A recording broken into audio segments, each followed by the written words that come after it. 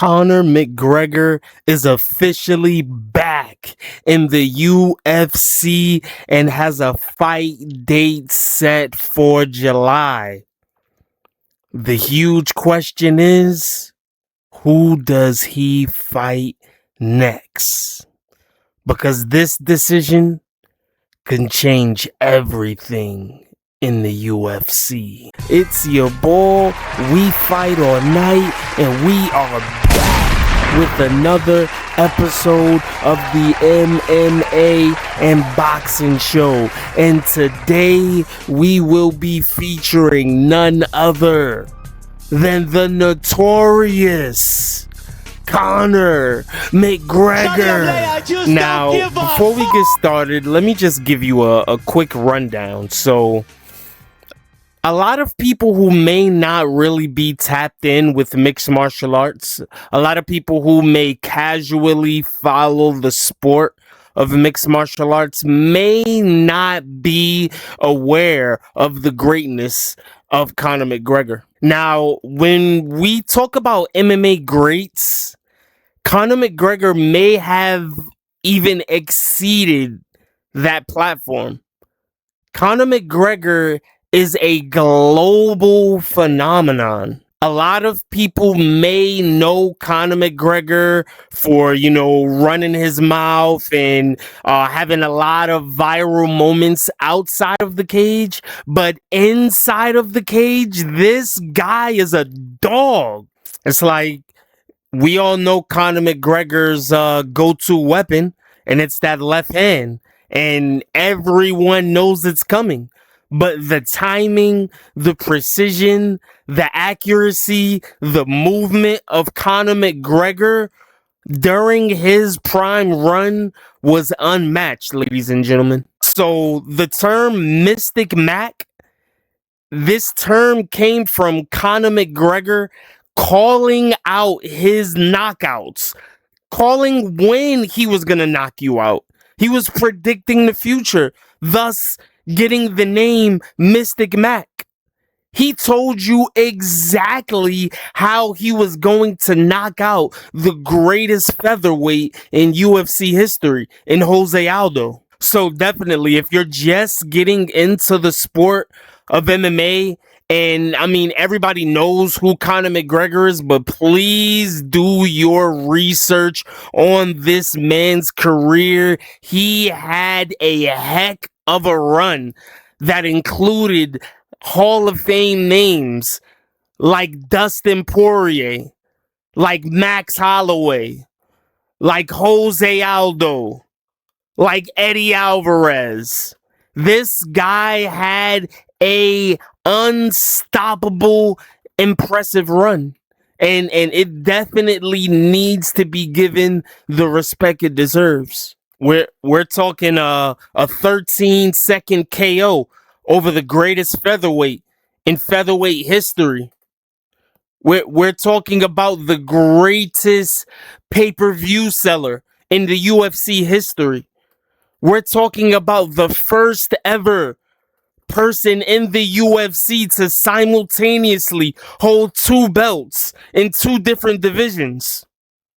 We're talking about the star that crossed over to face the biggest star in another sport in Floyd Mayweather. I know a lot of people have put memes out there about Conor McGregor. A lot of people think he's a joke, but you guys have to go and do your research and watch this man's career. It is that of a magician. That guy was nothing less than a magician in the ring. And it has to be studied. So after years of being outside of the ring, he had been set back at his last fight with Dustin Poirier, where he suffered a severe leg break that took him out of the ring and put him out of commission for some time. A lot of people anticipated that McGregor would have been back in about a year to 2 years times, but it is going on over 3 years of McGregor being out of the ring, and at this point he is losing losing believers, and the doubters are growing stronger and stronger day by day. There's not many people that do believe McGregor will come back to the ring, and there are even less people who think that if he does come back to the ring, he will even secure a victory. But recently, we did get some really great news. So Conor McGregor will be back in the octagon come July, and this has already been confirmed to be official. I mean, nothing is official with these big stars until the bell rings, but as of right now, we could be looking at a July date of Conor McGregor being back into the octagon. They don't usually put me on UFC 200 or 300 or the Sphere. They usually put me on UFC 201 or 301. You know, like a double sale thing. That's the White House is going to hit no matter what. Who the gives a do we put on it? And that brings us to go and ask the number one question. Who should Conor McGregor fight on his return to the UFC? Now, off of the top, I could think of 3 names guaranteed to blow the roof off of the building. Number 1, the fight everybody wants to see. The fight that has legacy written all over it. Not only does it have legacy written all over it, it has bad blood written all over it. Pay-per-view attraction written all over it. And that fight would be none other than a trilogy bout with Nate Diaz. Yeah, Conor McGregor, you're taking everything I work for, mother. I'm gonna fight your. You know what's the real fight? What's the real money fight is me, not these clowns that you already punked at the press conference. Don't no one want to see that? You know you beat them already. That's the easy fight. You want that real right here. Hey, and I'm not. Unfortunately, now I know Nate Diaz did just decline a fight with Conor McGregor, which makes this fight a little bit more tricky to make, but I don't think that it's outside of the realm of possibility because money talks. Money talks, ladies and gentlemen. Now, Nate Diaz did decline this fight, and he actually took a fight on MVP Promotions. I mean, I'd rather see Nate Diaz make his return to MMA rather than going over to fight on MVP Promotions versus Mike Perry. I mean, it's definitely going to be a big fight. It's definitely going to be a something that's attractive to not only the casual audience, but definitely some of the hardcores as well. But is this the best of the best? Which is the reason why Nate Diaz did turn down a fight with Conor McGregor. Nate Diaz wanted to come back to reclaim his BMF title, which is now held by the likes of Charles Oliveira, whom is amongst the top of the 155-pounders in the UFC.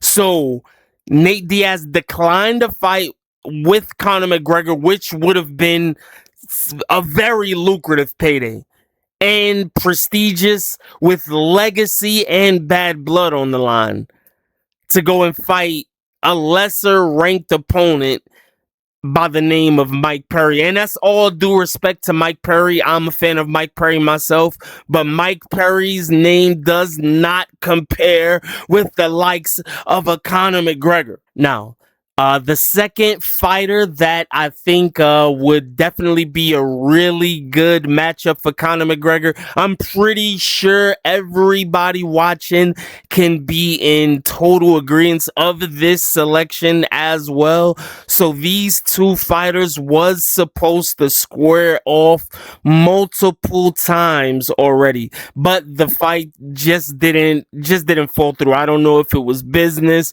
I don't know if one fighter was ducking. I know for a certain amount of time, Conor McGregor was not in the testing pool, so the fight couldn't have been made at that point. Anyway, the fighter that I am talking about is Michael Chandler. And out of the three fighters, I do believe that this is the most likely matchup to happen. Now, Michael Chandler has been calling Conor McGregor out for some time. Let's not talk about it. Let's just show you guys. I got one dude on my mind. Conor McGregor, you gotta come back and fight somebody. I am the most entertaining lightweight on the planet. But I want to up the stakes, Conor. I want you at your biggest, I want you at your baddest, and I want you at your best. You and me at 170 this summer, this fall, this winter. Holler at your boy. God bless. I'll see you at the top. Michael Chandler. And I'm no matchmaker. I'm no matchmaker. I'm gonna let you guys in on a little something here. Let's pull Michael Chandler's record up on the screen here. So, if we want Conor McGregor to come back and get a win, this is the guy. This is the guy. This is the guy. Conor McGregor would 100,000% wipe the floor with Michael Chandler. He'd get sparked clean. All right, let me fix my tie here. And we're back. Another episode of the MMA and Boxing Show. And now the third fighter whom I would love to see Conor McGregor make a return to the ring again. So, one thing we do know about Conor McGregor's return is he said he will be coming back to the 170-pound division. So, I start to think, who's in the 170-pound division that would match up really good with Conor McGregor, especially after a 3-year layoff, being out of the ring and jumping back in with the best of the best, or at least putting on a really good show. Who's around at 170 pounds who fits the bill? And then we got some really good news right on our front door. Let's just roll it for you. Offered to fight on this card. I had a very good, nice offer from Netflix, but UFC had other plans for me. They said, no, we're gonna use you, and we're gonna break the news here first on this podcast, who they want me to fight and when they want me to fight and where they want me to fight. So, if the UFC were able to put on Jorge Masvidal versus Conor McGregor, this would be not a mega fight, not a super fight. It would be a ultra fight. It would be a ultra fight. Everybody would be tuned into this. I don't care how long both of these guys has been out of the octagon. This beef has been brewing for quite some time. This goes all the way back to the robe. What was it? Fendi, Louis, Versace? Who knows what it was? It was something fancy. Roll the clip. Did you notice Jorge Masvidal wearing your Versace robe? Yeah, I don't know what that was about. Talk about baloney, because that looked ridiculous to me. Was it my actual robe? No, but it looked like the one that you wore before the Mayweather. The black one, yeah, it was ridiculous. Carry on what that was about. I was trying to get your attention, right? I don't know. That's a bit weird. I don't give a. Yeah, whatever. That seems to be the one everyone wants. Do you want it? Yeah, well, yeah, no problem. We can do that. No problem. So he's trying to get my attention. Is he what kind of what underwear was he wearing? Do you know what I mean? Like what kind of weird is that? Like, do you know what I mean? I don't know what that means. Conor McGregor said that he is going to come back January 18th. And Dana White said, come back to what? To MMA, to the UFC. What do you mean, like fighting in the cage? Yeah. I don't know, man. That dude's been talking wild for a second. If he fights and gets a victory, and he wants this, and some of you motherfuckers are mean, man, because you know what the fuck I'll do to that little dude, bro. I'll fuck that little guy up, man. He's a fucking midget. Dana White, president of this motherfucking company, said I'm too much man for him. I get it why people want to see him hurt for the stunts he's been pulling, but he don't want this shit. He's just talking so he can get his name out there. He was cheering for Nate. He wanted to run it back with Nate. You think he's at home seeing that fight saying, I want to fight that dude? That dude ain't retarded. You see, he punches old people in the face because those are fights that he could win. I mean, I don't think most people would disagree with me when they say that this would be a great fight to watch. I know for quite some time, Dana White had publicly stated that Conor McGregor was too small for Jorge Masvidal, which kind of sparked the reason for Conor McGregor even going up to compete at 170 pounds, which he did against Nate Diaz, and he also did against Donald Cerrone. And now I know you guys have been seeing Conor McGregor lately. He looks like a G.I. Joe character, and I know he'll be cutting quite some weight to even make 170 pounds, so he should be big enough now. How about now, Dana? Hey, Dana, let's put on the fight. Hey, Dana. And that is it. It's been another episode of the MMA and Boxing Show. It's your boy. We fight all night. Please drop a like on the video. Subscribe if you new. Drop a comment. Hype the video. You could actually let me know which of these three fighters would you pick for Conor McGregor's return.